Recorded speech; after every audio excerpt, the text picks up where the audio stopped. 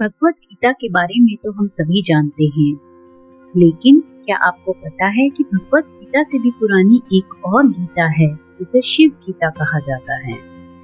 जिस तरीके से भगवत गीता में भगवान श्री कृष्ण ने अर्जुन को ज्ञान का उपदेश दिया, वैसे ही शिव गीता में शिव जी ने श्री राम जी को ज्ञान का उपदेश दिया। ऐसा कहा जाता है कि त्रेता युग में जब भगवान श्री हरि विष्णु ने श्री राम जी के रूप में अवतार लिया था, तब एक बार श्री राम जी के वनवास के दौरान उनकी और शिव जी की मुलाकात हुई।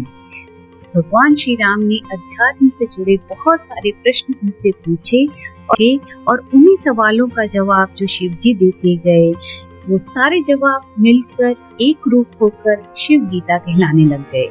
शिव गीता 16 अध्यायों में बटी हुई है और हर अध्याय के हर श्लोक में शिव जी ही दिखाई देते हैं।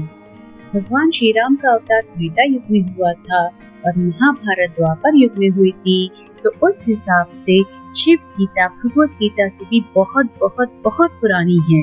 ज्ञान के अनुपम प्रसाद इस शिव गीता के पहले अध्याय में सूत जी और शौनक जी का संवाद है, भक्ति की चर्चा की गई है। दूसरे अध्याय में अगस्त्य मुनि ने श्री रामचंद्र जी को सारे पदार्थों का ज्ञान दिया है। तीसरे अध्याय से श्री रामचंद्र जी शिव जी की दीक्षा लेकर उनकी शरण ले लेते हैं। चौथे अध्याय में शिव जी ने अपने उत्पन्न होने की बात बताई है और अपनी उपासना का प्रभाव बताया है। पांचवें अध्याय में उन्होंने श्री रामचंद्र जी को बहुत सारे अस्त्र शस्त्रों का ज्ञान दिया है और छठे में शिव जी ने अपनी विभूति का निरूपण कराया है। सातवें अध्याय में शिव जी श्री रामचंद्र जी को अपने विश्व रूप का दर्शन कराते हैं, बिल्कुल वैसे ही जैसे गीता में भगवान श्री कृष्ण ने अर्जुन को कराया था। 8वें, 9वें और 10वें अध्याय में देह, जीव और जीवात्मा के बारे में बहुत सारा वर्णन है। 11वें अध्याय में मृत्यु के बाद जीव की जो गति होती है उसके बारे में बताया गया है। 12वें अध्याय में उपासना और ज्ञान का वर्णन है। 13वें अध्याय में भी ज्ञान और मोक्ष की ही बात की गई है और चौथे अध्याय में फिर से आत्मा की बात की गई है।